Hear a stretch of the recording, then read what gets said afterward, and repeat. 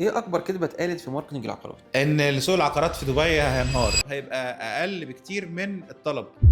اكبر كذبه ان سوق العقارات في دبي هينهار او فقاعه عقاريه. الموضوع ده اتناقشنا فيه كتير قوي وردينا عليه كتير في فيديوهات كتيره. اجابته باختصار، احنا عندنا دراسه، وانا شخصيا وافراد الشركه كلها قعدنا عملنا سيرفي كامل جدا، وجبنا خطه دبي دي 33 وخطه 2040، وقعدنا بصينا عليها ولقينا ان حرفيا، واحنا تابعنا النتيجه دي والخطه دي. الخطه بتتكلم في ان مستوى طيه الطلب هيبقى اقل بكتير من الطلب. ولما بصينا على الارقام السنويه بتاعت زياده الاقبال السكاني، الناس اللي هتيجي تسكن هنا او تستثمر، او السياحه او السياحه الاقتصاديه زي المؤتمرات والايفنتات، لقينا ان الوحدات اللي هتتسلم اقل برضو من الطلب. والوحدات الفندقيه اللي موجوده في البلد موجوده حاليا وهتزيد ومخططه تزيد اقل من الزياده المطرده في عدد الزوار والمقيمين. الخلاصه ان هيبقى في طول الوقت لغايه 2040 في طلب اكتر من العرض